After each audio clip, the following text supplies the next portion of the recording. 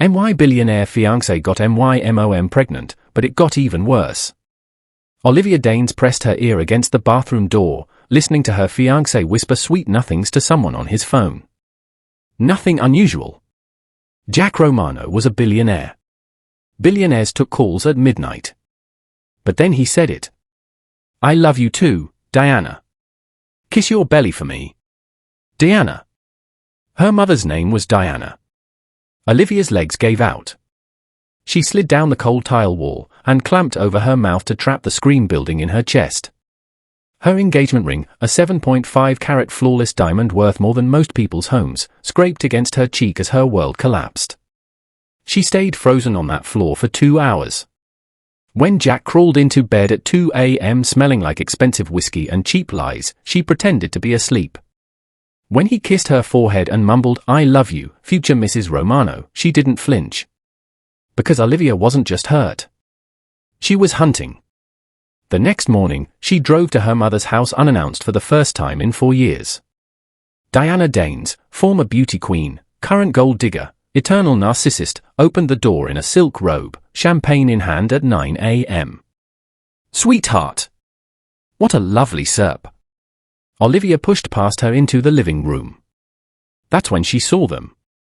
Ultrasound photos. Scattered across the coffee table. 12 weeks. A little bean-shaped human growing in her mother's belly.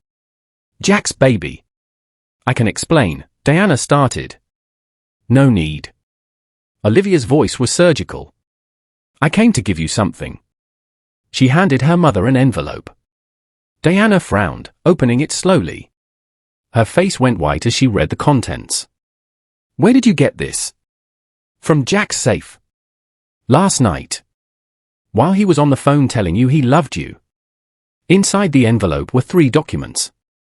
The first, a life insurance policy on Olivia worth $85 million, taken out 6 months ago. Beneficiary, Jack Romano. The second, a forged will in Olivia's handwriting, leaving everything to her beloved stepfather's Jack, with a provision for Diana and her future children. The third, a detailed plan, written in Jack's handwriting, for a boating accident scheduled for 3 days after their destination wedding in Santorini. "He's going to kill me, Mom." Olivia let the words hang in the air. "And you're his insurance policy." Diana's champagne glass slipped from her fingers, shattering against the hardwood floor. But Olivia wasn't done. "There's something else in that safe you should know about."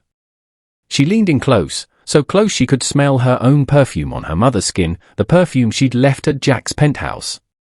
12 bodies. He's killed 12 women. All former fiancés. All ruled accidental deaths. Diana's hand flew to her pregnant belly. "But here's the part that's going to ruin your day, Mother." Olivia smiled, a cold, broken, beautiful smile. "Victim number 4? Margaret Daines. Your sister. My aunt. The one who drowned during her honeymoon 8 years ago." She pulled out one final photo from her purse. Margaret's honeymoon photo. Standing on a yacht. Arm wrapped around a younger, thinner, equally handsome man. Jack Romano. "He's been working his way through our family," Olivia whispered. "And you just gave him his next 2 victims." Olivia turned toward the door, pausing at the threshold. "The wedding is in 5 days. I'm still walking down that aisle. And when I say I do, it won't be a vow of marriage." She looked back at her mother, tears finally falling down her cheeks. "It'll be a death sentence for him." She stepped outside into the morning sun. Her phone buzzed. A text from an unknown number. "I know what's in the safe, Olivia. I know what you're planning. And I know you're not the only one who wants Jack Romano dead. Meet me at the warehouse on 5th. Come alone. I have something that belongs to your father, including the truth about how he really died." Olivia's heart stopped. Her father had committed suicide when she was 16. She'd found his body herself. Gun in his hand. Note on the table. But the next message made her blood turn to ice. "P.S. Your father says hello. He's been waiting 9 years to finish what Jack started." 9 years earlier, Olivia Daines had been a different person entirely. At 16, she was the golden girl of Westbrook Academy, straight A's, captain of the debate team, the kind of daughter parents bragged about at country club brunches. Her father, Theodore Daines, was her entire universe. A self-made billionaire who had built his pharmaceutical empire from nothing, Theodore treated Olivia like she was the most precious thing on earth. Every Sunday morning, they would have breakfast together at their favorite diner, just the two of them. Pancakes for him, waffles for her, and conversations that ranged from philosophy to business to her silly teenage crushes. Theodore would listen to everything with genuine interest, his warm brown eyes crinkling at the corners when he laughed. "My little warrior," he would call her. "You're going to change the world someday." Then one rainy Tuesday afternoon, Olivia came home from school to find police cars lining the driveway. She found him in his study. Gun in his hand. Blood on the walls. A suicide note on his mahogany desk that simply read, "I'm sorry. I couldn't fight it anymore. Forgive me."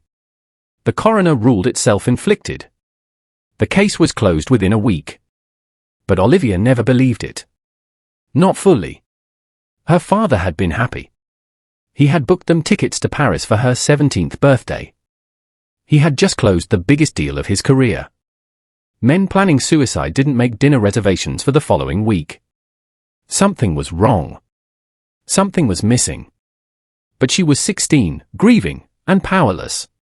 Her mother Diana swooped in with crocodile tears and designer black dresses, playing the devastated widow while secretly celebrating the $200 million life insurance payout. Within 6 months, Diana had sold Theodore's company to a mysterious buyer, moved them from their family estate to a sleek Manhattan penthouse, and started dating men half her age. Olivia watched her mother erase her father's memory piece by piece. The grief hardened into something else. Something cold and sharp and patient. She threw herself into her studies with frightening intensity. Graduated high school at 17, college at 20, Harvard Law by 23. She became a corporate attorney specializing in fraud investigation, not because she loved the law, but because she was searching. Always searching. For answers about her father's death. For the truth her mother had buried along with Theodore's ashes. She met Jack Romano at a charity gala 2 years ago. He was everything a woman was supposed to want. 34 years old. 6'2" with jet black hair and eyes the color of a winter storm. His jaw looked like it had been carved by Michelangelo, and his smile could melt glacier. The tech empire he'd built from his college dorm room was valued at $12 billion, making him one of the youngest self-made billionaires in American history. But it wasn't his money or his looks that drew Olivia in. It was the story he told her on their first date. "I lost my father too," Jack had said, vulnerability flickering across his perfect features. "I was 18. He was my best friend, my mentor, my everything. One day he was there, the next. He had looked away, jaw tightening. The next he was gone. Car accident. Drunk driver." Olivia's heart had cracked open right there at that candlelit table. Here was someone who understood. Someone who knew the specific shade of loneliness that came from losing the parent who truly saw you. Jack listened when she talked about Theodore. He didn't change the subject or offer empty platitudes. He held her hand and let her cry and told her that grief wasn't weakness, it was proof of love. Within 3 months, she had fallen completely. Within 6 months, she had moved into his penthouse. Within a year, he had proposed on a private yacht off the coast of Santorini, the same island where they were scheduled to marry in 5 days. "You're my home," he had whispered as he slipped the ring on her finger. "I spent my whole life searching for someone who understood me. And then I found you." Olivia had sobbed happy tears, believing every word. She didn't know that Jack had researched her for months before accidentally meeting her at that gala. She didn't know that he had studied her psychology, her weaknesses, her desperate need for a father figure. She didn't know that his own father wasn't dead at all, but very much alive and serving as Jack's silent partner in a decades-long scheme that had already claimed 12 lives. She didn't know that her father Theodore hadn't committed suicide. He had been murdered. And Jack Romano had pulled the trigger. But that was the old Olivia. The naive one. The trusting one. The Olivia standing outside her mother's house now, reading that impossible text message about her father being alive, was someone else entirely. She had spent the last 72 hours becoming a ghost. It started with the phone call. 3 nights ago, she had woken at 2 a.m. to use the bathroom and heard Jack whispering in his study. Something in his tone made her pause outside the door. "The wedding is in 8 days," Jack had said. "After the honeymoon, we staged the accident. Drowning, like the others. Diana gets her cut, the baby legitimizes the inheritance, and Olivia's fortune folds into the trust." A pause. A male voice on the other end, too muffled to identify. "No, she doesn't suspect anything. She's too in love to see straight." Jack had laughed, a cruel, ugly sound nothing like the warm chuckle she knew. Her father was the same way. Trusted me right up until the end. Olivia had stopped breathing. Her father. Jack had known her father. Jack had. Yes, Theodore's shares are still hidden in the offshore accounts. Once Olivia signs the marriage documents, we'll have full access. The Danes' fortune will finally be where it belongs. Another pause. "Tell father I said hello. And remind him, 12 down, 1 to go." The call ended. Olivia had stood in that hallway for an eternity, her entire reality reshaping itself into something monstrous. Every kiss had been a lie. Every tender moment, calculated manipulation. Every whispered "I love you" was just another step toward her grave. Jack Romano hadn't saved her from her grief. He had caused it. And now he was planning to finish what he started 9 years ago. Olivia didn't confront him. Didn't cry. Didn't run. She planned. The next morning, while Jack was at a board meeting, she broke into his home safe using the combination she'd memorized months ago. Inside, she found everything: the life insurance policies, the forged will, the detailed murder plans, the offshore account information. And the photos. 12 women. 12 beautiful, wealthy, trusting women. Each one photographed on Jack's yacht, smiling with engagement rings glittering on their fingers. Each one with a red X drawn across her face and a date written beneath. Margaret Danes. Her aunt. The one who had drowned on her honeymoon 8 years ago. She was victim number 4.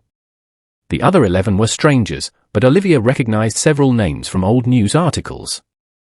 Heiresses, entrepreneurs, trust fund daughters, all dead from accidental causes. Drowning. Car crashes. Medication overdoses. Falls from balconies. All within months of marrying Jack Romano. Olivia photographed everything.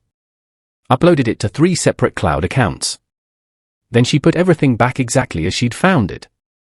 Jack came home that night with roses and champagne, celebrating some business victory.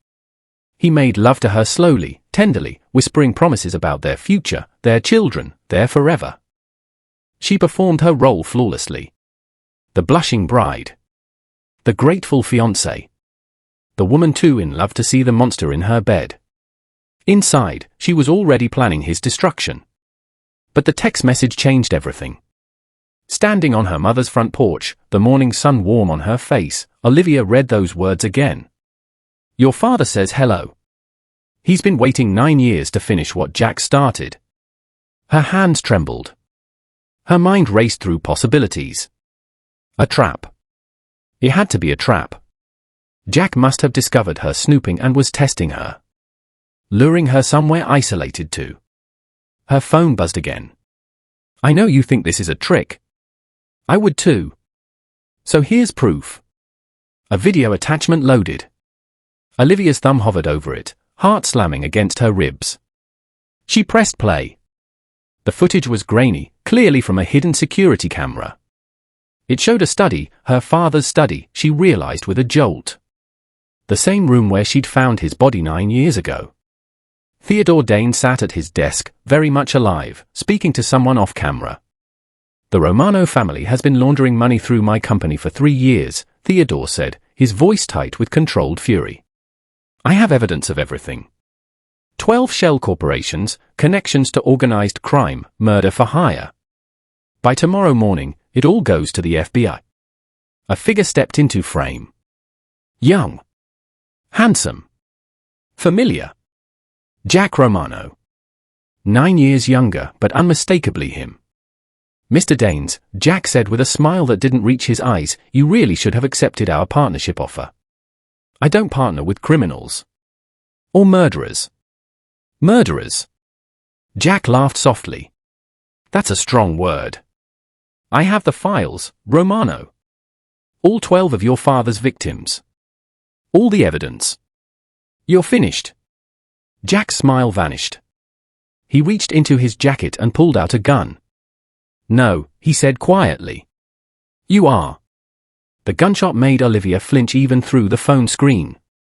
She watched her father's body jerk backward, watched him crumple to the floor, watched blood pool beneath his head. Jack stepped over the body calmly. He arranged the gun in Theodore's lifeless hand. He placed a typed note on the desk. Then he looked directly at the hidden camera, a camera he clearly didn't know existed, and straightened his tie. 12 down, he murmured to himself. So many more to go. The video ended. Olivia stood frozen on her mother's porch, tears streaming down her face, 9 years of grief and confusion crystallizing into something pure and sharp and deadly. Her father hadn't killed himself. He had been murdered. By the man currently sleeping in her bed. The man she had loved. The man she was supposed to marry in 5 days. Her phone buzzed one final time. The warehouse. 1 hour. Come alone. Your father has a plan, but he can't do it without you. Olivia wiped her tears. Straightened her spine. Made a decision. If her father was really alive, she would find him. If this was a trap, she would spring it on her own terms. Either way, Jack Romano was going to pay for every lie, every murder, every stolen moment of happiness. She walked to her car, passing her mother's window. Through the glass, she could see Diana frantically pacing, phone pressed to her ear, free hand clutching her pregnant belly. Calling Jack, no doubt. Warning him that Olivia knew about the affair. Let her call. Let Jack think the pregnancy was the only secret Olivia had discovered. He had no idea what was coming. None of them did. The warehouse on 5th Street was a crumbling relic from the industrial age, all rusted metal and shattered windows. Olivia parked 2 blocks away and approached on foot, her heels clicking against cracked pavement. Every instinct screamed that this was dangerous. Stupid. The kind of decision that got women killed in horror movies. But Olivia wasn't a victim. Not anymore. She had a taser in her purse, a knife strapped to her thigh, and the number for Detective Sarah Chen, the only cop she trusted, programmed for speed dial. If she didn't text Sarah within 2 hours, every piece of evidence from Jack's safe would be automatically forwarded to the FBI. The warehouse door groaned open at her touch. Inside, dust motes danced in shafts of light from broken skylights. The space was vast and empty except for a single chair in the center, occupied by a figure whose face was hidden in shadow. Olivia's heart stopped. Then the figure stood, stepping into the light, and Olivia's entire world tilted on its axis. Theodore Danes, older, grayer, with a scar running from his temple to his jaw, opened his arms. "Hello, my little warrior," he said, tears glistening in eyes she'd never thought she'd see again. "I'm sorry I made you wait so long." Olivia didn't remember crossing the distance between them. Didn't remember her legs moving or her arms opening. One moment she was frozen in disbelief, the next she was sobbing against her father's chest, breathing in a scent she thought she'd lost forever. "How?" she choked out. "I saw your body. I identified you. I know. I know." Theodore held her tighter. "Jack shot me, but he missed anything vital. His mistake. I had a contingency plan, a friend in the coroner's office, a body double, fake dental records. I've been hiding ever since, gathering evidence, waiting for the right moment." Olivia pulled back, searching his face. 9 years. You let me believe you were dead for 9 years. Pain flickered across Theodore's features. If Jack knew I survived, he would have killed you to get to me. Staying dead was the only way to keep you safe while I built a case against him and his father. His father. Theodore's expression hardened. Vincent Romano. The real monster behind all of this. Jack is just the executioner, Vincent is the one who built the empire on blood and stolen fortunes.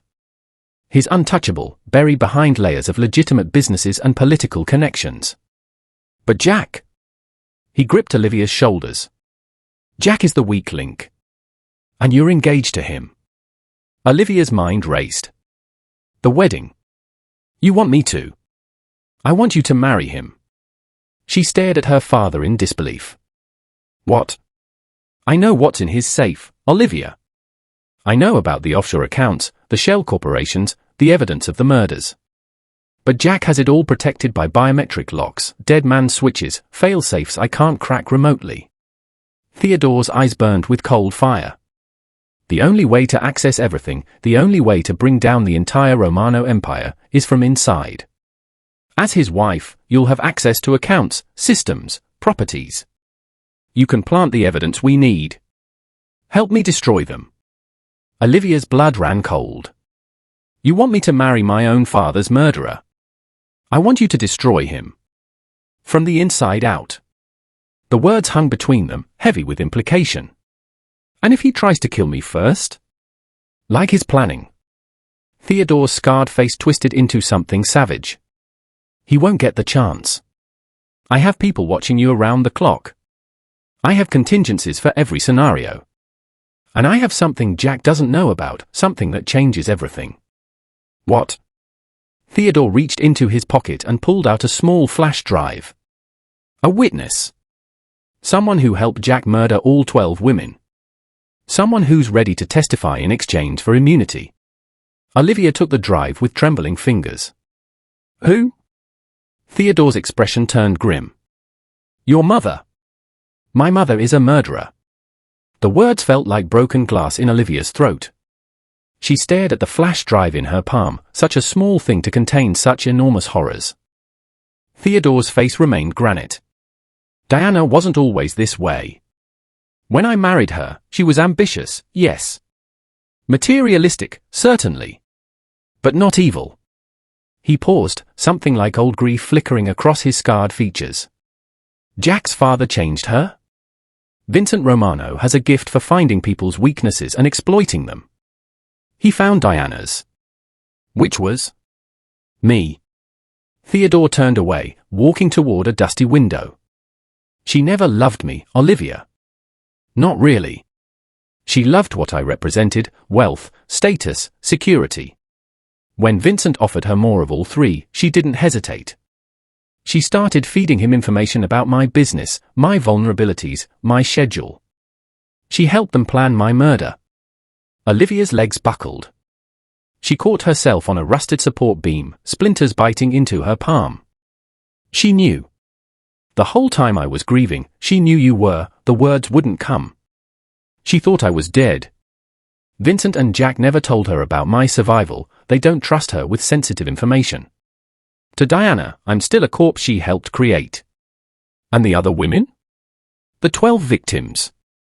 Theodore faced her again, shadows cutting harsh lines across his face. Diana helped select them. She has connections in society circles, old money families, wealthy widows, trust fund heiresses. She would identify targets, introduce them to Jack at parties and galas, vouch for his character. Once Jack was engaged, Diana would help stage the accidents.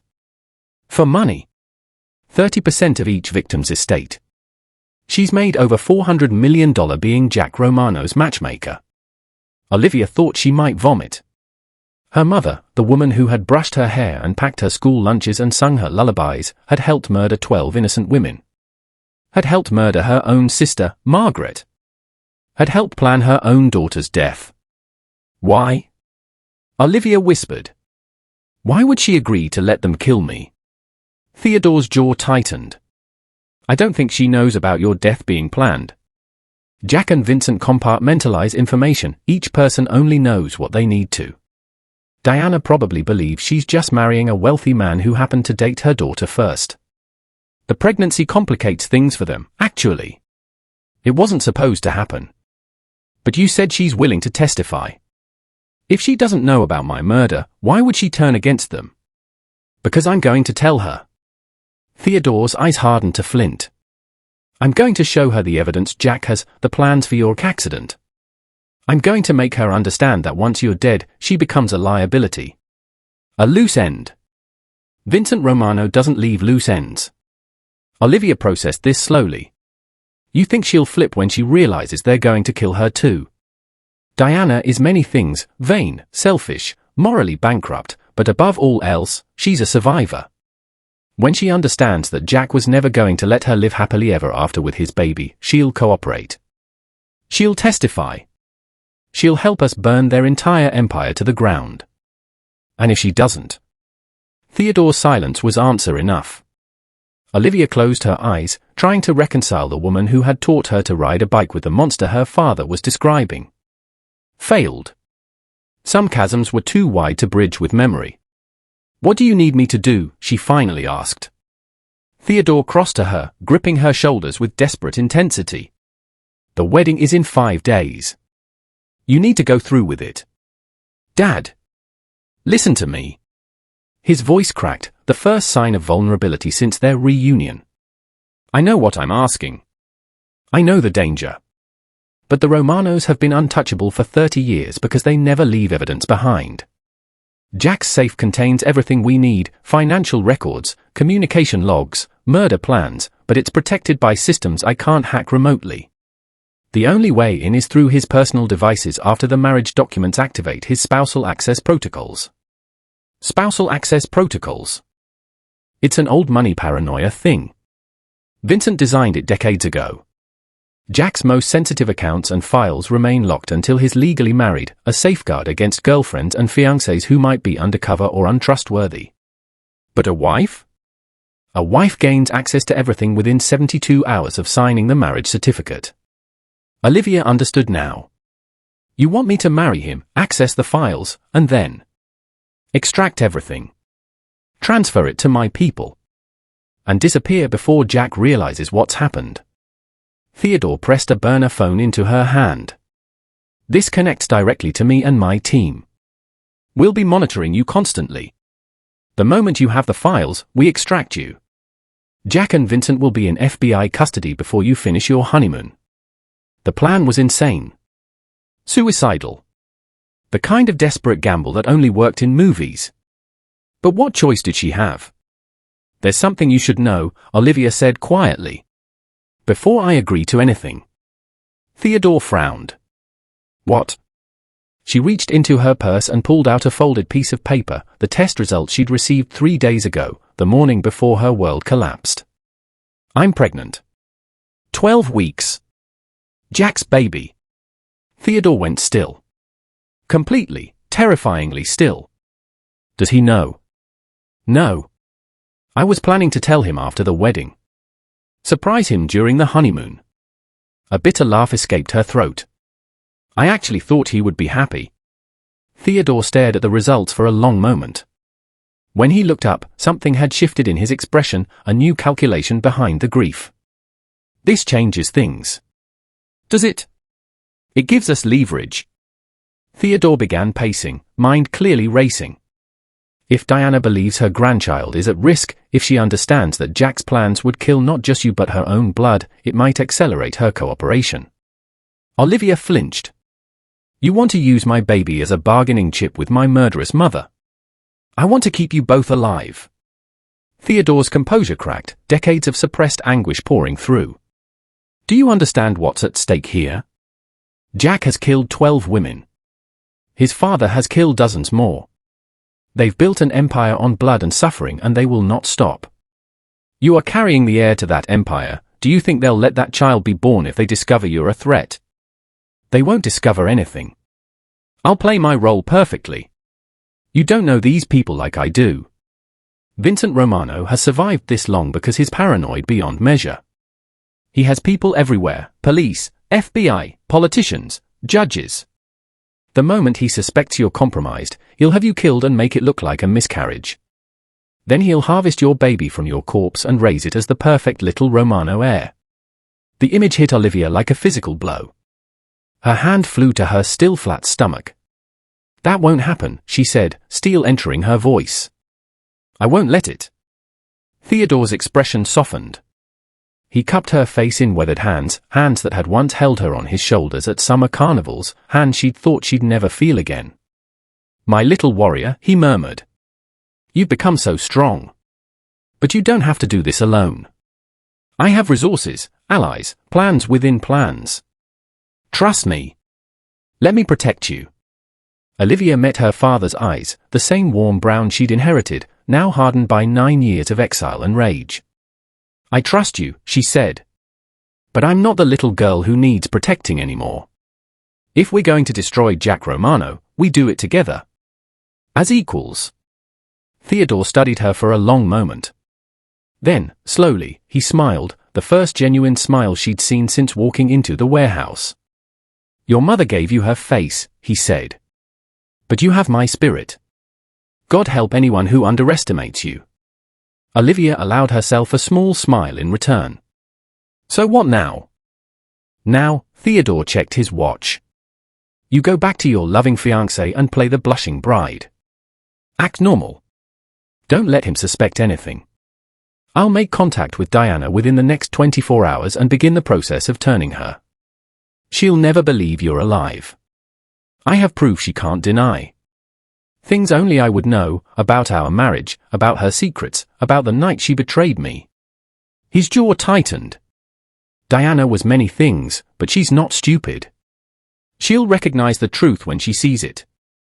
Olivia nodded slowly, 1,000 fears churning beneath her calm surface. "And if she warns Jack instead? Then we accelerate to Plan B." "Which is?" Theodore reached into his coat and produced a small velvet box. Inside was a ring, delicate platinum band, small diamond that looked almost vintage. "This was your grandmother's wedding ring," he said. "It's also a sophisticated piece of technology. GPS tracker, audio transmitter, and," he pressed a hidden clasp, revealing a tiny compartment beneath the diamond. "A concentrated sedative. Enough to knock out a grown man for 6 hours."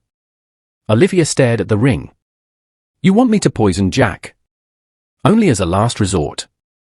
If things go wrong, if he discovers the truth, you drug him and run. My people will be waiting to extract you."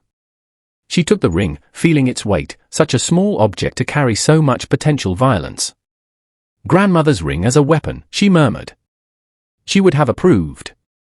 Theodore's laugh was rusty, like machinery too long unused. "She absolutely would have. Margaret was a fighter too. It's in our blood." At the mention of her murdered aunt, Olivia's resolve crystallized into something diamond-hard. This wasn't just about survival anymore. It was about justice. Vengeance. Making Jack Romano pay for every life he'd stolen. 5 days, she said, slipping the ring into her pocket. "I'll have the files within 72 hours of the wedding. Then we end this." "Together," Theodore agreed. Olivia turned toward the warehouse door, then paused. "Dad." "Yes?" "If something happens to me, if I don't make it, promise me you'll still bring them down. Promise me my baby won't be born into that monster's family." Theodore crossed to her in 3 strides and pulled her into a fierce embrace. "Nothing is going to happen to you," he said against her hair. "I lost you once. I won't lose you again." Olivia held on for a long moment, memorizing the feeling of her father's arms, the safety she'd thought was gone forever. Then she pulled away, straightened her spine, and walked out into the sunlight. She had a role to play. Jack was waiting when she returned to the penthouse. He stood by the floor-to-ceiling windows, silhouetted against the Manhattan skyline, a glass of scotch in his hand. His suit jacket was discarded on the leather couch, his sleeves rolled up to reveal forearms corded with muscle. He looked like a model. Like a dream. Like the man she'd loved with every fiber of her being. He looked like a murderer. "Where have you been?" His voice was casual, but Olivia detected the razor edge beneath. "Dress fitting." The lie came easily, too easily. She was becoming someone she didn't recognize. The designer needed last-minute adjustments. Jack turned, storm grey eyes scanning her face with unsettling intensity. "For 3 hours. You know how these things are. Hem adjustments, bustle discussions, veil debates. She crossed to him, pressed a kiss to his cheek, felt her skin crawl at the contact. "Miss me?" His expression softened, or performed softening, Olivia now understood. "Always." He wrapped an arm around her waist, pulling her against his chest. She could feel his heartbeat, steady and slow. The heart of a killer. "I spoke with your mother today," Jack said casually. Olivia's blood froze, but her face remained serene. "Oh." She called about the seating arrangement for the reception. Something about wanting to be closer to the head table. He chuckled, the sound warm and intimate. "I told her she could sit wherever she wanted. She's practically family now." The word family made Olivia's stomach turn. Her mother was carrying this man's child. Her mother was his accomplice in murder. Her mother had helped plan her death. "That's sweet of you," Olivia managed. Jack tilted her chin up, forcing her to meet his eyes. "Are you all right? You seem distant." For a terrible moment, Olivia was certain he could see through her. That all her secrets were written on her face in invisible ink only he could read. Then she summoned the actress she'd become and smiled her brightest smile. "Just pre-wedding jitters," she said. 5 days until I become Mrs. Romano. It's a lot to process." Jack's expression warmed with what appeared to be genuine affection. "Cold feet?" "Never." She stretched up to kiss him softly. "I've never been more sure of anything in my life." The lie tasted like poison. But Jack bought it completely. "I have something for you," he said, reaching into his pocket. "I was going to save it for the wedding night, but you looked like you needed cheering up." He produced a small velvet box, eerily similar to the one her father had given her. Inside was a diamond bracelet, each stone the size of her thumbnail, glittering with cold fire. "It belonged to my grandmother," Jack said, clasping it around her wrist. "She wore it on her wedding day. Now you will too." Olivia stared at the bracelet, probably worth more than most people's homes, and thought about the 12 dead women. Did they receive gifts like this too? Beautiful tokens of false love before their accidents. "It's gorgeous," she whispered. "I don't know what to say." "Say you'll wear it forever." She met his eyes, those storm grey eyes that had fooled her so completely. "Forever," she promised. Jack pulled her into a deep kiss, and Olivia forced herself to respond with appropriate passion. When they finally broke apart, he was smiling. 5 more days, he murmured against her lips. "Then you're mine. Completely." If only you knew, Olivia thought as she smiled up at her father's killer. If only you knew what's coming. That night, while Jack slept peacefully beside her, Olivia lay awake staring at the ceiling. Her hand rested on her stomach, imagining the tiny life growing inside her. A life created from lies and manipulation. A life whose father was a monster and whose grandmother was a murderer. But also a life that was hers. Innocent. Untouched by the sins of its parents. She would protect this child. She would give it a better life than Jack Romano ever could. She would raise it with love and truth and everything the Romano family lacked. But first, she had to survive. Her phone buzzed softly on the nightstand. A text from the burner number. Contact made with Diana. She's scared but listening. Meeting tomorrow. Plan proceeding. Olivia deleted the message immediately and closed her eyes. For days until the wedding. For days until she married her father's murderer. For days until everything changed. The next morning began like any other, or at least, like any other morning in the elaborate fiction that had become Olivia's life. Jack left early for meetings, kissing her forehead with tender care that made her skin prickle. She smiled and murmured, "I love you," and watched him walk out the door wearing a $10,000 suit purchased with blood money. The moment the elevator doors closed, she moved. The burner phone hidden in her underwear drawer showed a new message. Diana meeting at noon. Location, the Carlisle Hotel, room 847. Come alone but stay in the lobby. I'll update you when it's done. Olivia spent the morning performing normalcy, answering emails about the wedding, confirming vendors, smiling at caterers. Inside, she was counting minutes. At 11:45, she invented an errand and drove to the Carlisle. The lobby was all old money elegance, marble floors, crystal chandeliers, staff who moved like ghosts in expensive uniforms. Olivia chose a leather armchair with a clear view of the elevators and ordered tea she didn't drink. Anne waited. Her father's text had said noon. At 12:15, she began to worry. At 12:30, panic started its cold creep up her spine. At 12:47, her burner phone buzzed. There's been a complication. Stay calm. Do not come upstairs. Repeat, do not come up. Olivia stared at the message, heart hammering. What complication? What happened? She typed the questions but didn't send them. Burner phones could be traced. Messages could be intercepted. She had to trust her father. But then the elevator doors opened and her mother stepped out. Diana Danes looked like she'd aged 10 years since yesterday. Her usually immaculate makeup was smeared, her designer clothes wrinkled, her carefully styled hair disheveled. She clutched her pregnant belly with one hand, her phone with the other. And she was crying. Their eyes met across the lobby. Diana froze. For a long, terrible moment, mother and daughter simply stared at each other. Two women connected by blood and separated by betrayal. Two women caught in the same monstrous web, each uncertain if the other was predator or prey. Then Diana's expression crumpled, and she began walking toward Olivia with unsteady steps. You know, Diana whispered when she reached Olivia's chair. It wasn't a question. About Jack.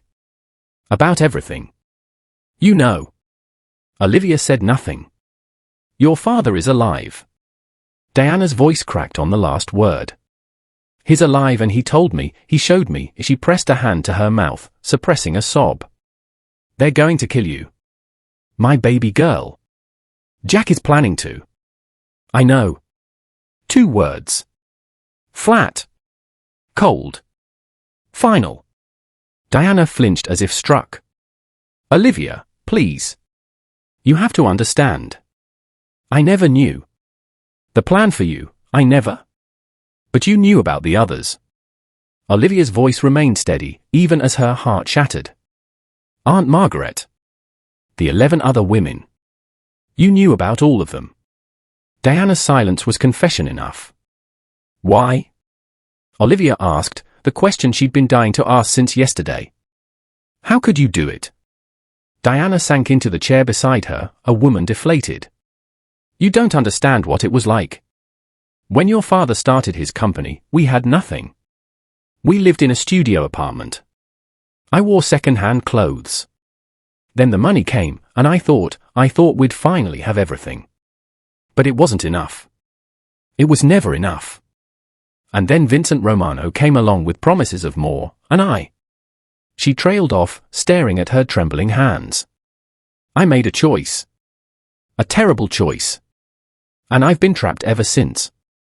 You could have gone to the police. The Romanos own the police. They own everyone. Diana looked up, mascara streaking her cheeks. I was scared, Olivia. I'm still scared. But when your father showed me those documents, when I saw Jack's plans for you, her hand found Olivia's, gripping tight. I'm ready to make it right. Whatever it takes. I'll testify. I'll tell them everything. Olivia studied her mother's face, searching for deception. Diana was a masterful liar, she'd proven that. But the terror in her eye seemed genuine. The desperation seemed real. Why should I believe you? Because I'm pregnant with Jack's child, Diana said quietly. And your father showed me what happens to women who give Jack children he doesn't want. The first fiancé, the one before all the murders started, she got pregnant. Jack's father made her disappear. The baby too. Her voice dropped to a whisper. I'm carrying a liability, Olivia. Once you're dead, I become disposable. The words hung between them, heavy with horrible truth. So this is about survival, Olivia said flatly. Not remorse.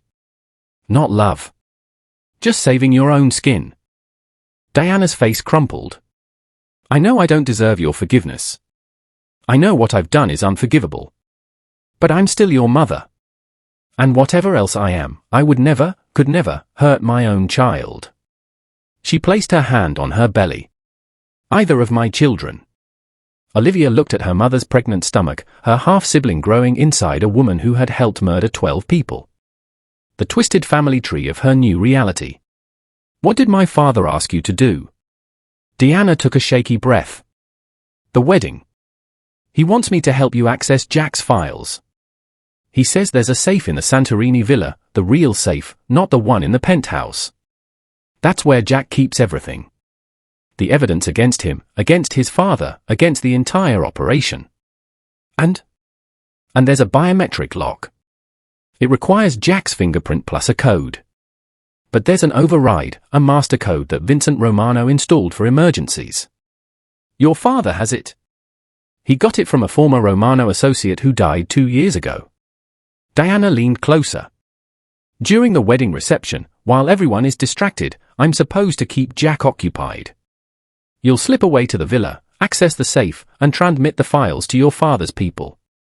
By the time Jack realizes what's happening, the FBI will be moving in. It was essentially the same plan Theodore had outlined, but with Diana as an active participant rather than just a witness. And you're willing to do this?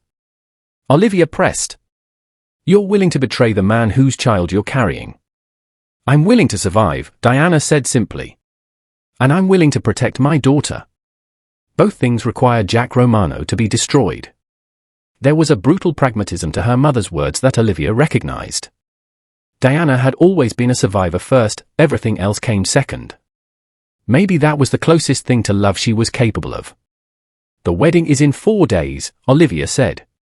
A lot can go wrong between now and then. I know. Diana squeezed her hand. But we're not alone anymore. Your father has resources. He has people. And now he has both of us. Olivia wanted to pull away. Wanted to scream at this woman who had betrayed her father, endangered her life, helped kill innocent women. But hatred was a luxury she couldn't afford right now. She needed Diana's cooperation more than she needed catharsis.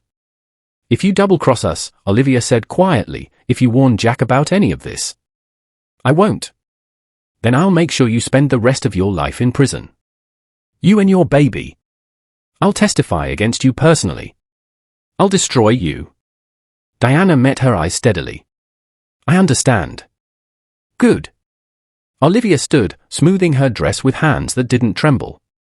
Now go back to Jack. Act normal. Don't make him suspicious.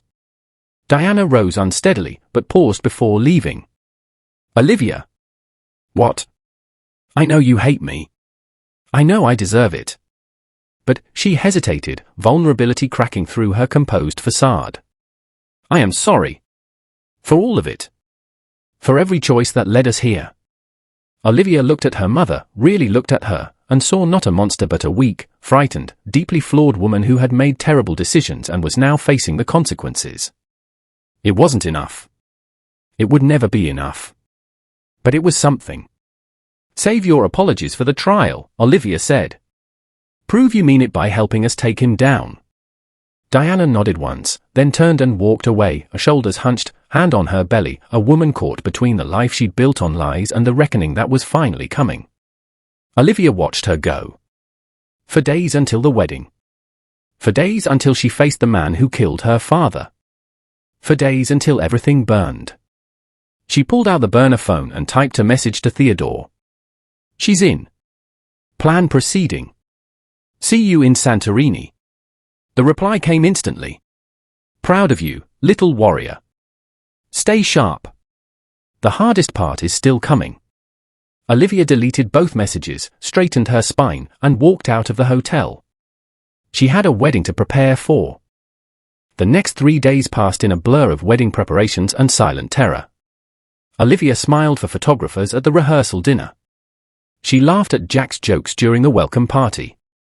She kissed him goodnight each evening and lay awake for hours afterward, listening to his breathing, wondering if tonight was the night he would discover her betrayal. He didn't. Jack Romano remained the perfect fiancé, attentive, charming, madly in love. He brought her breakfast in bed. He massaged her shoulders when she seemed stressed. He whispered promises about their future, their children, their forever. Each tender moment was a knife twisting in Olivia's gut. She found herself studying him constantly, searching for cracks in the mask. Sometimes, late at night, she caught glimpses of something cold flickering behind his eyes, a predator assessing prey. But it vanished so quickly she wondered if she'd imagined it. The man was a masterpiece of deception. A monster wrapped in angel's skin. And in 48 hours, she would be his wife. The flight to Santorini was 7 hours of champagne toasts and wedding chatter. Diana sat 3 rows behind Olivia and Jack, playing the role of supportive mother with Oscar-worthy precision.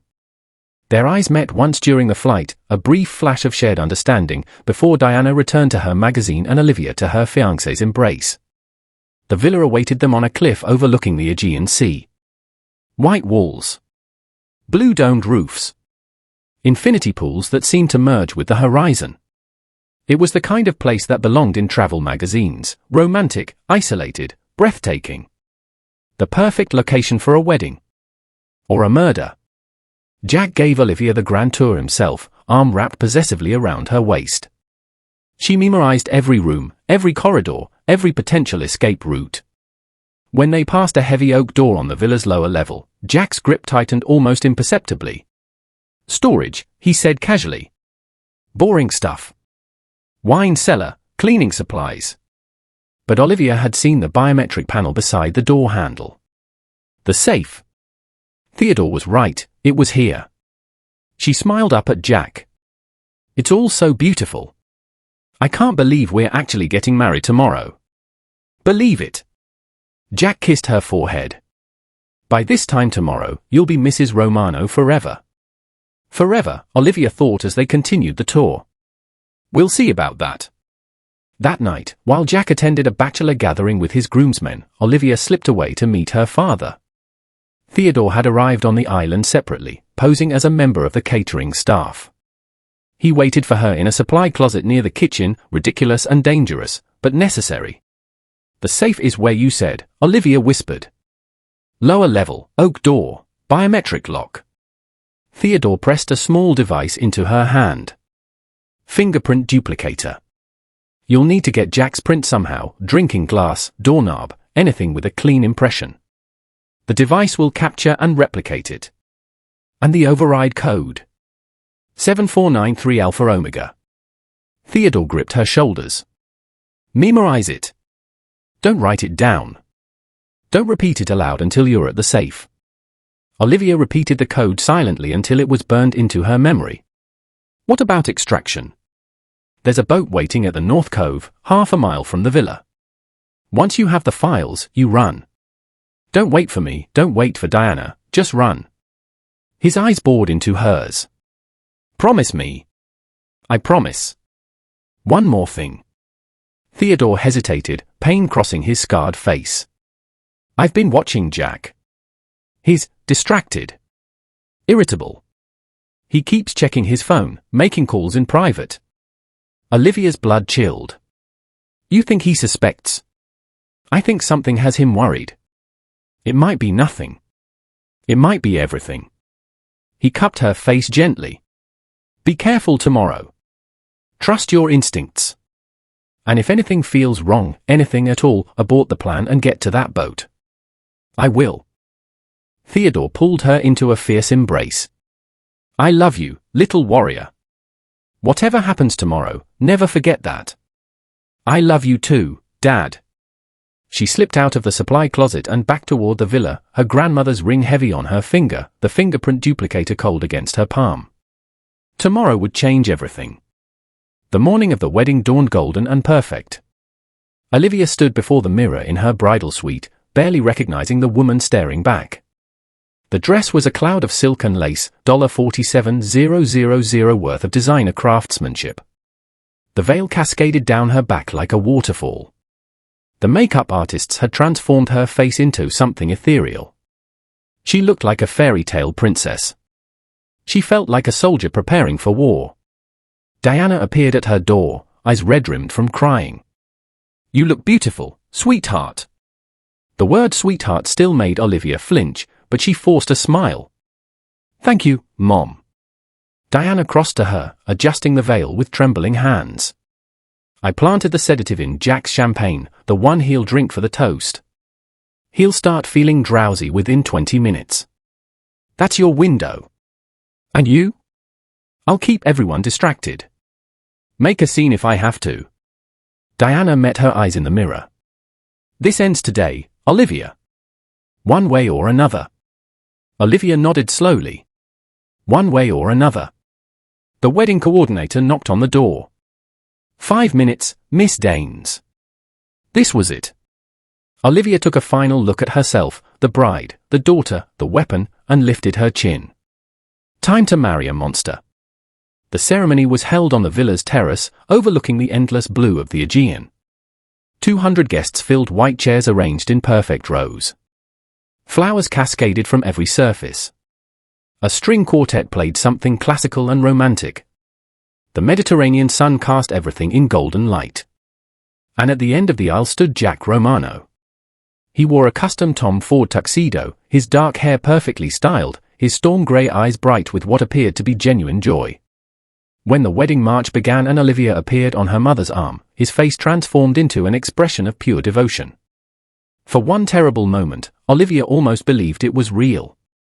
She walked down the aisle slowly, each step bringing her closer to the man who had murdered her father, seduced her mother, and planned her death.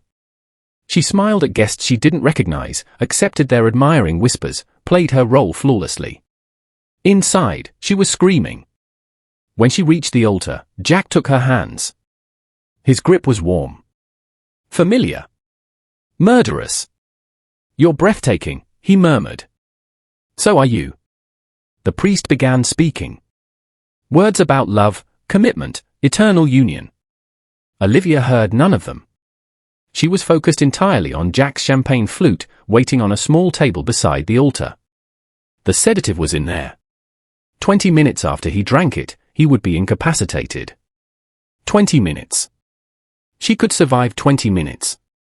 Do you, Jack Vincent Romano, take this woman to be your lawfully wedded wife? I do. And do you, Olivia Grace Danes, take this man to be your lawfully wedded husband? Olivia looked into Jack's eyes, eyes that hid a killer's soul, and spoke the two words that would seal her fate. I do. Then by the power vested in me, I now pronounce you husband and wife. You may kiss the bride. Jack cupped her face and kissed her deeply, to thunderous applause. Olivia Romano. The name felt like a curse. A shackle. A death sentence. But also a key. Because now, according to Vincent Romano's own paranoid security protocols, she had access to everything. The reception was a whirlwind of toasts and dances. Olivia watched Jack raise his champagne flute, watched him bring it to his lips, watched him drain the entire glass in one long swallow. 20 minutes, she thought. Just 20 minutes. She danced with her new husband, accepting congratulations from strangers, laughing at jokes she didn't hear. Her eyes kept darting to Diana across the room, who nodded almost imperceptibly. Everything was proceeding according to plan. Then Jack's phone buzzed. He glanced at the screen, and something shifted in his expression. A flicker of concern. A tightening of his jaw. I need to take this, he murmured against Olivia's ear. Business. I'll be right back. He disappeared into the villa before she could respond. Olivia's heart hammered. That look on his face, she'd seen it before. When things went wrong. When plans fell apart. She caught Diana's eye across the room and tilted her head toward the villa. Diana nodded and began making her way through the crowd. But before either of them could move further, a new figure entered the terrace. Tall. Silver-haired. Impeccably dressed in a suit that cost more than most cars. Vincent Romano. Jack's father. The architect of her family's destruction. He wasn't supposed to be here. Theodore had confirmed Vincent never attended family events, too paranoid about assassination attempts. So why was he walking toward Olivia with a smile that didn't reach his cold, dead eyes? Mrs. Romano, Vincent said smoothly, taking her hand and pressing his lips to her knuckles. Welcome to the family. Up close, Olivia could see the resemblance between father and son. The same chiseled features. The same predator's grace. But where Jack masked his cruelty with charm, Vincent didn't bother hiding it. This was a man who killed without remorse or pretense. "Mr. Romano," she managed. "I didn't know you'd be joining us." "Neither did I, until an hour ago." His grip on her hand tightened. "But then I received some troubling information. Information that required my personal attention." Olivia's blood turned to ice. "Troubling? Perhaps we should discuss it privately." Vincent's smile widened. "You, me, and my son. A little family meeting before you two jet off on your honeymoon." It wasn't a request. Vincent guided her toward the villa, his hand like a steel trap on her elbow. Over his shoulder, Olivia glimpsed Diana's pale, terrified face in the crowd. Something had gone wrong. Something had gone horribly, catastrophically wrong. And Olivia was walking straight into the jaws of the monster she'd been trying to destroy. Vincent led Olivia into the villa's private study, closing the heavy oak door behind them with a soft click that sounded like a gunshot. Jack was already there. He sat in a leather armchair, his tuxedo jacket discarded, his sleeves rolled up. His face was pale, his movements sluggish, the sedative was working. But his eyes were sharp. Alert. Dangerous. And in his hand was a photograph. "Sit down, Mrs. Romano," Vincent said, gesturing to an empty chair. "We have matters to discuss." Olivia's legs moved mechanically. She Saturday. She waited. Vincent circled her slowly, like a shark scenting blood. "My son tells me you've been a perfect fiancé. Loving. Trusting. Completely devoted." "I am devoted," Olivia said carefully. "Jack is my husband now." "Yes. He is." Vincent stopped in front of her, his cold eyes boring into hers. "Which makes this discovery so disappointing?" He nodded at Jack, who tossed the photograph onto the coffee table between them. Olivia looked down. Her heart stopped. The photo showed her father. Theodore Danes. Very much alive. Standing outside the warehouse on 5th Street. The timestamp was from 4 days ago. "Imagine my surprise," Vincent said softly, "when my surveillance team captured this image. A dead man walking. A ghost attending his daughter's wedding preparations." Olivia's mind raced. Deny everything. Buy time. Find an escape. "I don't understand," she said, letting confusion flood her voice. "My father died 9 years ago. I identified his body myself." "Did you?" Vincent's smile was a blade. "Or did you identify what Theodore wanted you to see? This is insane. That photo must be doctored." "It's not." Jack's voice was thick, the sedative dragging at his words. "We have video too. Audio. Your father is alive, Olivia. And you've been meeting with him."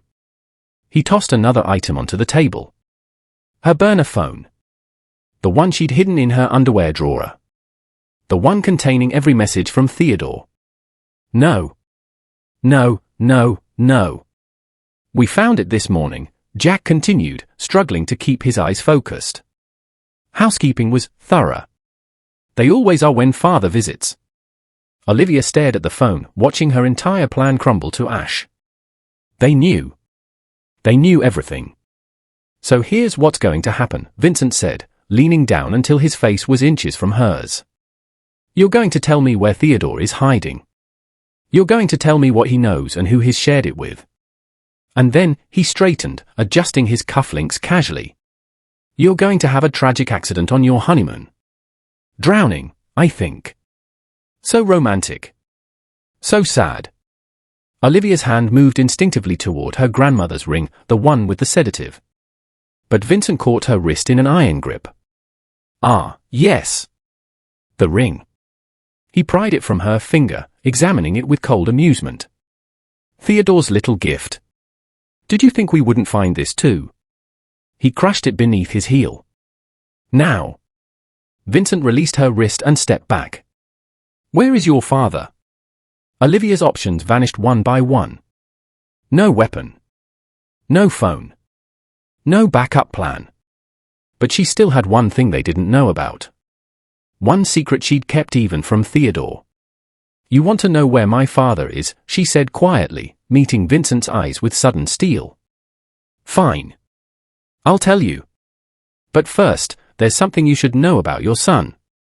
Vincent's eyebrow arched. "Oh." Olivia turned to Jack, whose eyelids were drooping despite his efforts to stay alert. "I'm pregnant, Jack.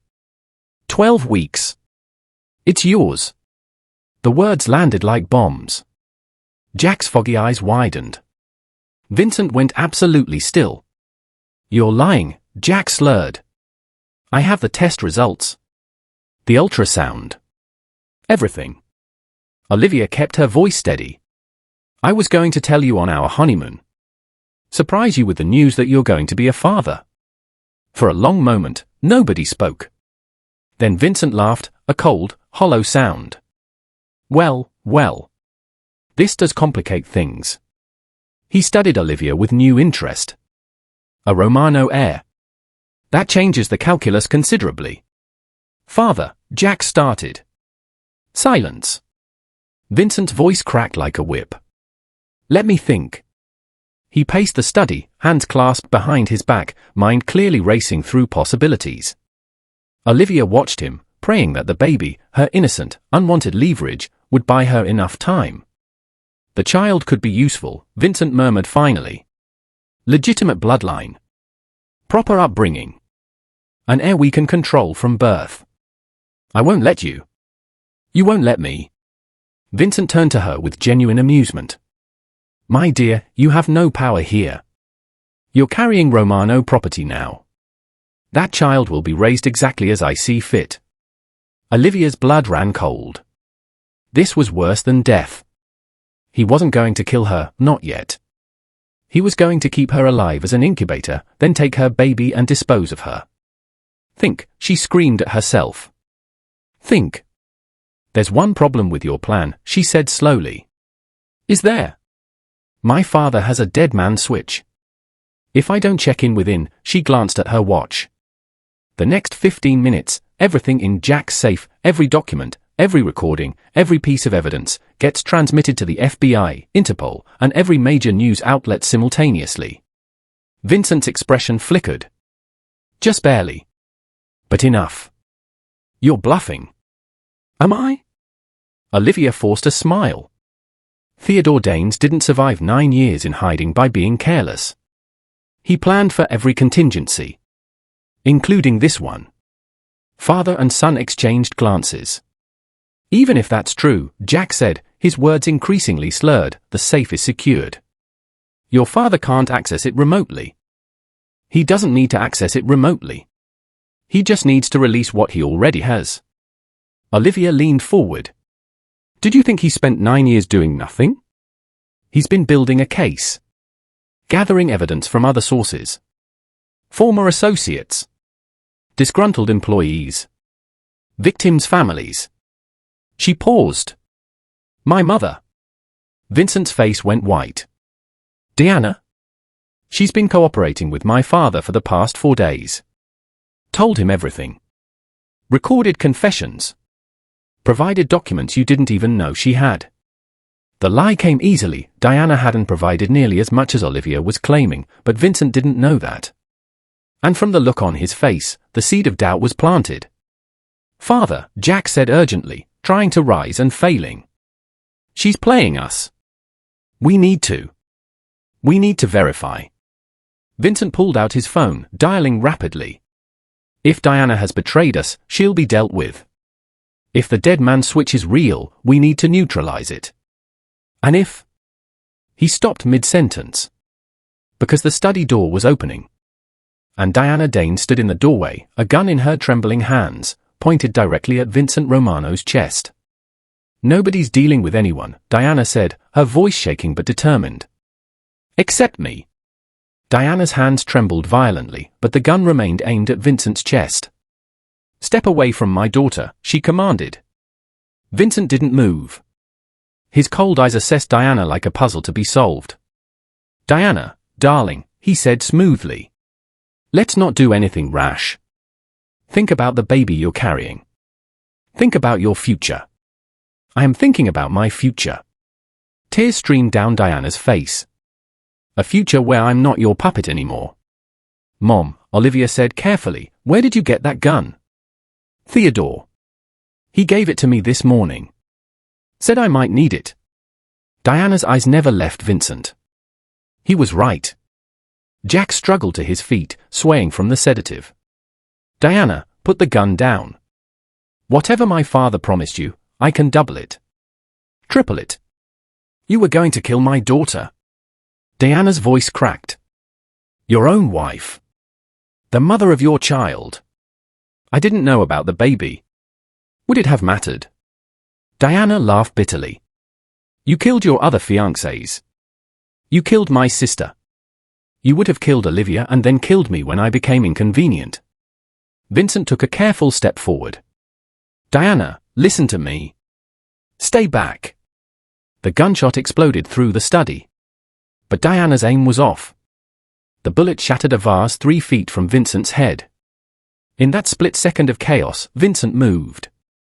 He lunged at Diana with terrifying speed, wrenching the gun from her grip and slamming her against the wall. Diana crumpled, clutching her pregnant belly, gasping in pain. Stupid woman, Vincent snarled, pressing the gun under Diana's chin. Did you really think you could? Olivia didn't think. She grabbed the heavy crystal decanter from the desk and smashed it against Vincent's skull. He dropped like a stone. M.O.M. Olivia rushed to Diana's side. Are you okay? Is the baby? I'm fine, Diana gasped. Just winded. Go. Get out of here. I'm not leaving you. Olivia, go. But it was too late. Jack's hand closed around Olivia's throat from behind, dragging her backward. Despite the sedative slowing his movements, his grip was iron. You shouldn't have done that, he hissed in her ear. You really shouldn't have done that. Olivia clawed at his hands, struggling to breathe. Black spots danced in her vision. Jack, please, the baby. There are other ways to make heirs. His grip tightened. Surrogates. Donors. I don't need you alive to continue the Romano bloodline. Olivia's lungs screamed. Her strength faded. This was it. This was how she died, strangled by her husband on their wedding day, her father somewhere on the island, unable to save her. I'm sorry, Dad, she thought as darkness crept in. I tried. Then a new voice cut through the haze. Let her go, Jack. Theodore Dane stood in the doorway, a gun pointed at his daughter's killer. Jack froze. Step away from my daughter, Theodore said, his voice deadly calm. Or I put a bullet in your spine. For a long, terrible moment, nobody moved. Then Jack laughed, a broken, unhinged sound. Theodore Danes. Back from the dead. His grip on Olivia's throat didn't loosen. You know, I wondered when you'd show yourself. Father said you were too smart to stay hidden once Olivia was in danger. He was right. Theodore stepped closer. Now let her go. Or what? You shoot me, my hand spasms, her windpipe crushes. We both lose. Theodore's aim didn't waver. I've had 9 years to plan this moment, Jack. 9 years to imagine all the ways I'd make you pay for what you did. You think I came here without a contingency? Something flickered in Jack's drugged eyes. Uncertainty. What contingency? Theodore smiled grimly. Look outside. Through the study window, they could all see the terrace where 200 wedding guests had been celebrating. Now those guests were surrounded by armed men in tactical gear. Helicopters circled overhead. Boats appeared on the horizon. FBI, Theodore said. Interpol. Greek authorities. The dead man's switch wasn't a bluff, it was a signal. The moment Olivia missed her check-in, everything transmitted. Your father's empire is finished. Jack's face contorted with rage. You're lying. Turn on the news. Any channel. Your face is everywhere. As if on cue, shouting erupted from the terrace. Guests screaming. Orders being barked. The unmistakable sound of multiple arrests happening simultaneously. Jack's grip on Olivia finally loosened. She tore free, gasping, stumbling toward her father. Theodore caught her with one arm, the gun still trained on Jack. "It's over," Theodore said quietly. "You lose." Jack looked at his unconscious father, at Diana cowering against the wall, at the chaos unfolding outside. Then he did something Olivia didn't expect. He smiled. "You think this is over?" Jack reached into his pocket and pulled out a small device, a detonator. "Father always said to have a backup plan. There's enough C4 in this villa's foundation to turn it into a crater." Olivia's blood froze. "You're bluffing," Theodore said. "Am I?" Jack's thumb hovered over the button. "Even if I go to prison, even if the Empire falls, I can still take all of you with me. My darling wife. My unborn child. The ghost who ruined everything."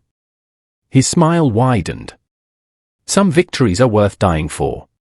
"Jack," Olivia stepped forward, hands raised. "Please. Think about what you're doing. The baby.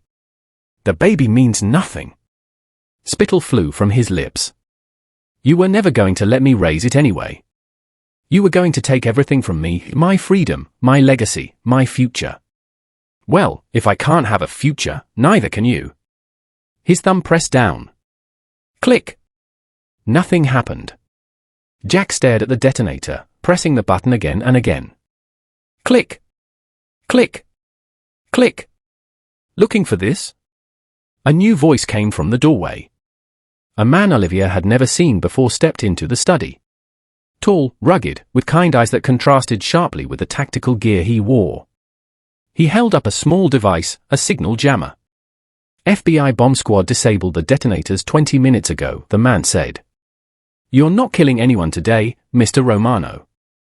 Jack's face crumpled. The detonator fell from his fingers. And for the first time since she'd met him, Olivia saw the real Jack Romano. Not the charming billionaire. Not the loving fiancé. Not even the calculating murderer. Just a broken, pathetic man whose kingdom had finally collapsed. "It's over," she whispered. Jack looked at her, really looked at her, and his eyes filled with something that might have been genuine emotion. "I did love you," he said quietly. "In my own way. As much as I'm capable of loving anyone." "You don't know what love is," Olivia replied. "And you never will." The FBI agent stepped forward, handcuffs ready.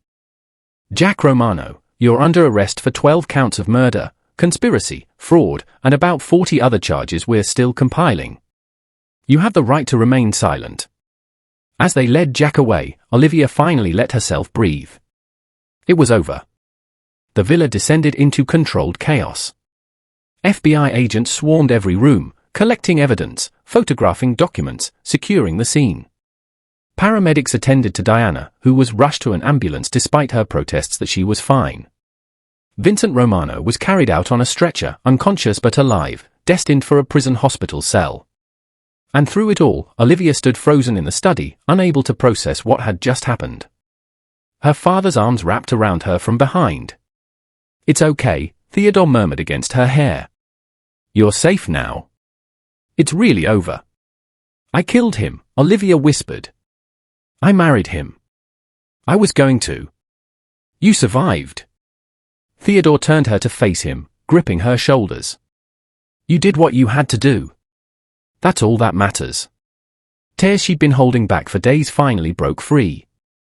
Olivia sobbed against her father's chest, ugly, heaving sobs that released 9 years of grief, 3 days of terror, and 1 morning of pure horror. Theodore held her through all of it.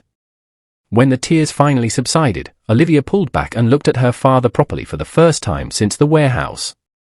The scar on his face seemed less harsh now. His eyes, still warm despite everything, carried a peace she hadn't seen before. "What happens now?" she asked. "Now?" Theodore smiled softly. "Now you rest. Heal. Let the authorities handle the Romanos while you focus on yourself." His hand moved to her stomach. "And my grandchild." Olivia placed her hand over his. "I don't know if I can do this, Dad. Raise a baby alone. A baby whose father is That child is yours, Theodore said firmly. Only yours. Jack's DNA doesn't define who they'll become. Your love will. Before Olivia could respond, the FBI agent who had disabled the bomb appeared in the doorway. Miss Danes. He caught himself. Sorry, Mrs. He trailed off awkwardly. Danes, Olivia said quickly. Just Danes. The marriage isn't going to last long enough for name changes. The agent nodded, something like admiration flickering in his kind eyes. I'm Agent Nathan Cross. I've been working with your father for the past 2 years, building this case. Olivia studied him properly for the first time. Strong jaw. Warm brown eyes. A gentleness in his expression that seemed at odds with his tactical gear. You're the one who jammed the detonator, she said. Couldn't let you die on your wedding day. Bad optics. A small smile tugged at his lips. Plus your father would have killed me. Damn right, Theodore muttered. Despite everything, Olivia felt an unexpected laugh bubble up. It was absurd, laughing while surrounded by FBI agents, hours after nearly being murdered by her husband, but she couldn't help it. Nathan's smile widened. That's a good sign. Laughter means you're going to be okay. Am I? Olivia asked, suddenly serious. Going to be okay? Nathan held her gaze. You just went toe-to-toe with one of the most dangerous criminal families in America and won. I'd say, okay, is an understatement. Something warm flickered in Olivia's chest. Something she hadn't felt in a long time. Hope. The next few hours blurred together. Olivia gave her statement to FBI investigators, recounting every detail of the past 4 days. Theodore corroborated her story, adding 9 years of evidence he'd compiled in hiding.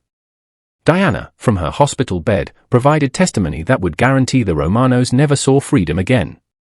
By midnight, Jack and Vincent Romano were in federal custody. Their assets were frozen. Their associates were being rounded up across 3 continents. The empire had fallen. Olivia sat on the villa's terrace, wrapped in a blanket, watching the Mediterranean waves crash against the cliffs below. The wedding decorations were still there, flowers wilting, chairs overturned, champagne glasses abandoned. A monument to a marriage that lasted 3 hours. Mind some company. Nathan Cross appeared beside her, 2 cups of coffee in his hands. He'd changed out of his tactical gear into jeans and a simple sweater. He looked normal. Human. Safe. Please. Olivia accepted the coffee gratefully. I could use the distraction. Nathan settled into the chair beside her, staring out at the dark sea. Your father told me about you, you know. Over the past 2 years, whenever we'd meet to discuss the case, he'd always find a way to talk about his daughter. How smart you were. How strong. How proud he was of you. Olivia's throat tightened. He never tried to contact me. All those years? He wanted to. Every single day. Nathan glanced at her. But he knew the Romanos were watching you. Any contact would have put you in danger. Staying away was the hardest thing he ever did. Olivia absorbed this quietly. 9 years of believing her father had abandoned her through death, now reframed as 9 years of sacrifice. He really loves you, Nathan continued. More than anything in the world. I know. Olivia sipped her coffee. I'm starting to realize how lucky I am. How many people never get a second chance with the people they've lost? Speaking of second chances. Nathan hesitated. I know this is terrible timing. You just got out of a nightmare. But? He met her eyes. When this is all over, the trials, the testimony, the chaos, would you maybe want to get coffee sometime? Real coffee. Not FBI investigation coffee. Olivia stared at him. After everything she'd been through, after the betrayal and manipulation and lies, the last thing she expected was someone asking her on a date. And yet, Nathan's eyes held none of Jack's predatory calculation. His smile carried no hidden agenda.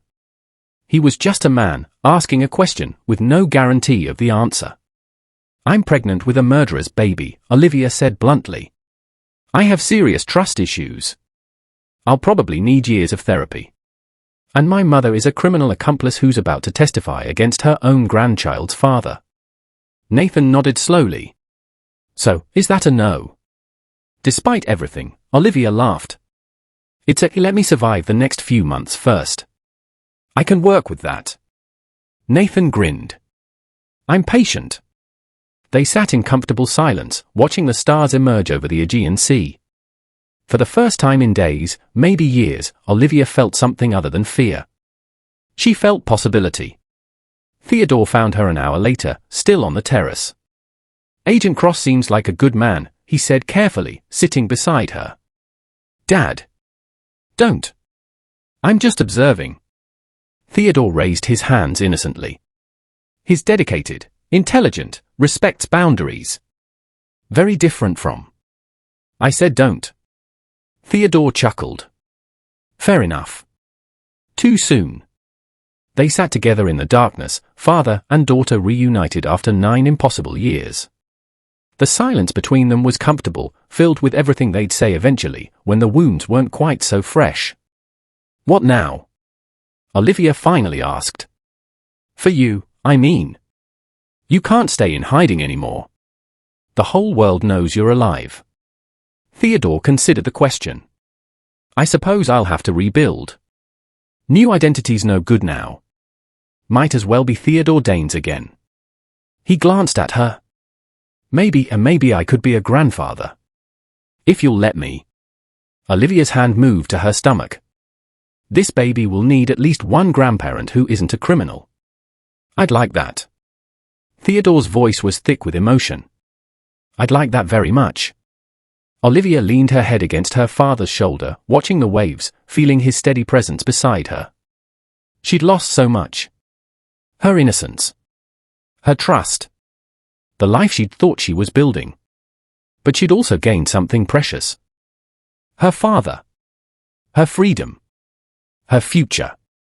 And growing inside her, a tiny life that represented not Jack's darkness, but her own capacity for love. It was enough. For now, it was enough. 6 months later, Olivia sat in a federal courtroom, watching the man she'd married be sentenced to 12 consecutive life terms. Jack Romano looked nothing like the billionaire who had once charmed her. Prison had stripped away his polish. His designer suits were replaced with orange jumpsuits. His perfectly styled hair hung limp and grey. His storm grey eyes, once magnetic, were hollow. When the judge read the verdict, Jack didn't react. But as guards led him away, he turned and found Olivia in the gallery. For one long moment, their eyes met. I hope she looks like me, Jack said quietly, nodding at Olivia's pregnant belly. So you never forget.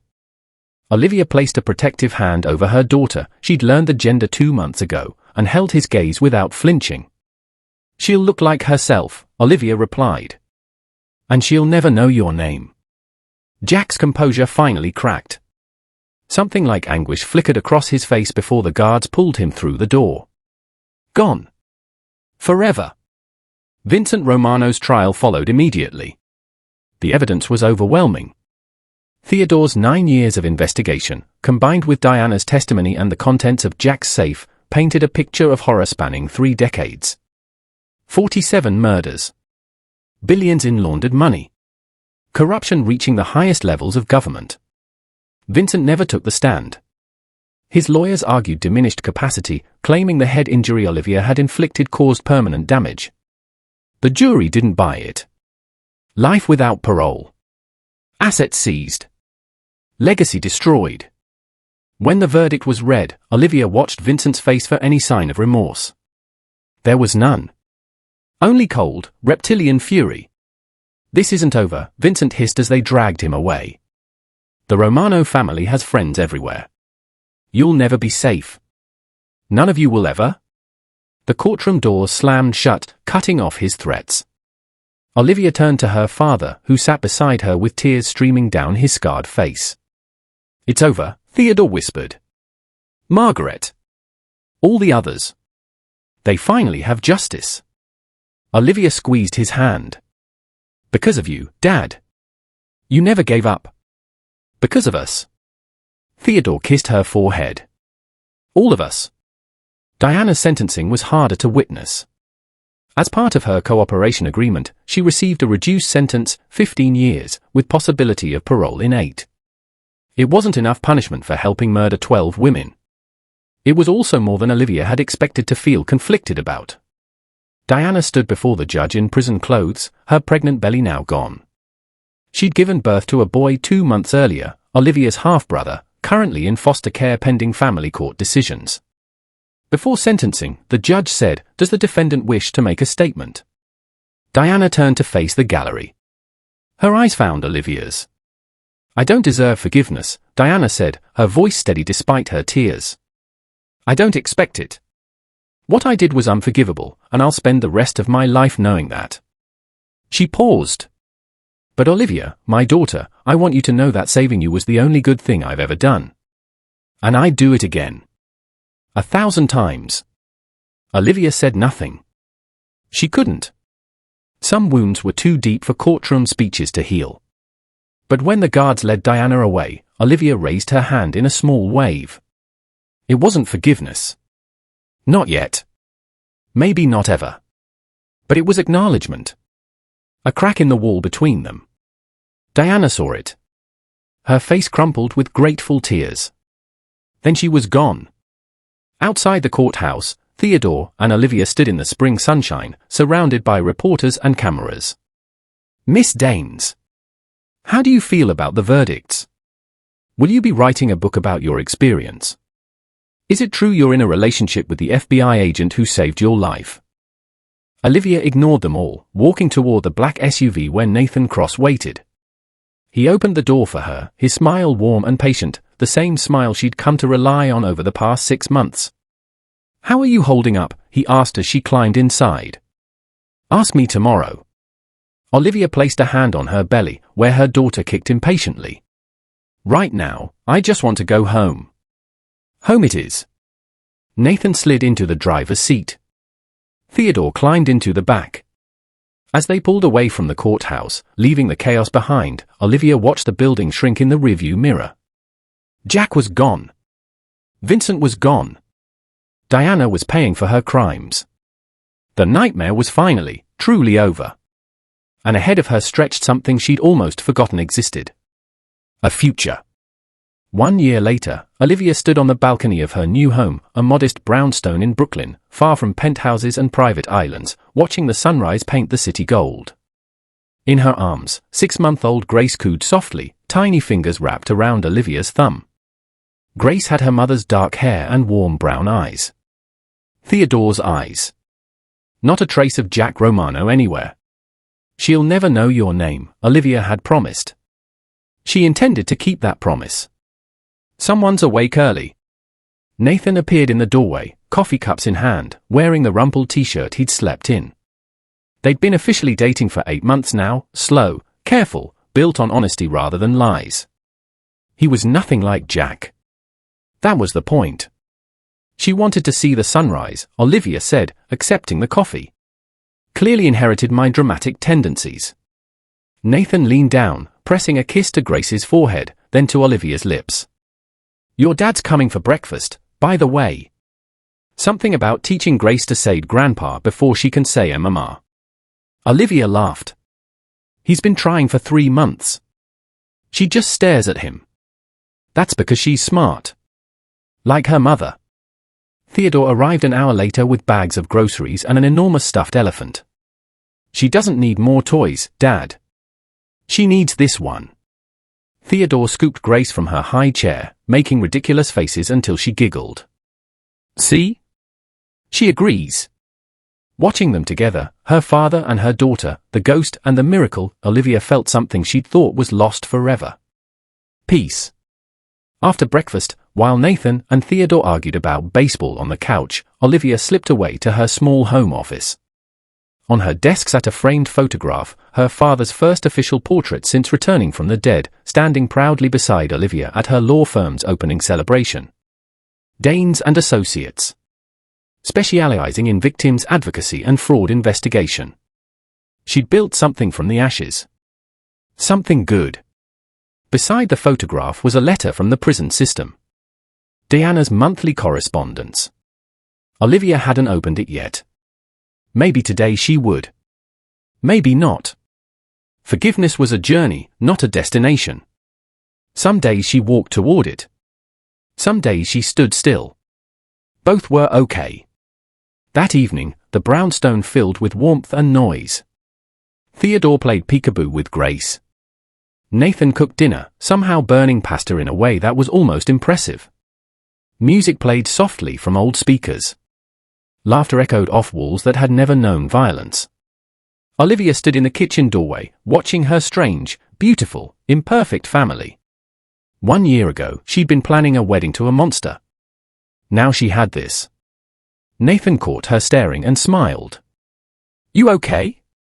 Olivia crossed to him, wrapping her arms around his waist, resting her head against his chest. "I'm more than okay," she whispered. "I'm home." Later that night, after everyone had gone to sleep, Olivia crept into Grace's nursery. Her daughter lay peacefully in her crib, dreaming whatever beautiful dreams babies dream. Innocent. Untouched. Free. "You're going to have an amazing life," Olivia whispered, stroking Grace's soft cheek. "Full of love and truth and people who would die for you. You'll never know fear. You'll never know lies. I promise." Grace stirred slightly, her tiny lips curving into something like a smile. Outside the window, stars glittered over Brooklyn. Inside, a mother held her daughter, surrounded by the family she'd fought to build and the future she'd nearly lost. Olivia Danes had survived the unthinkable. And now, finally, she was living. The end. Oh my beautiful, wonderful people, we made it. We actually made it to the end of this incredible journey. Olivia survived. Grace is thriving. Theodore is the world's most devoted grandfather. Nathan is burning pasta and stealing hearts. And somewhere in a federal prison, the Romanos are rotting exactly where they belong. I want to thank each and every one of you for staying with me through this wild story. If this touched your heart, please leave a comment telling me your favorite moment. Was it the wedding confrontation? Theodore's return? Deanna's complicated redemption? Nathan's adorable coffee invitation? And if you haven't subscribed yet, come on now. After everything we've been through together? Hit that subscribe button. Join this family. Because I have so many more stories like this waiting for you. Until next time, beautiful souls. Stay blessed, stay loved, and remember, no matter how dark things get, there's always a sunrise waiting. I love you all. See you in the next one.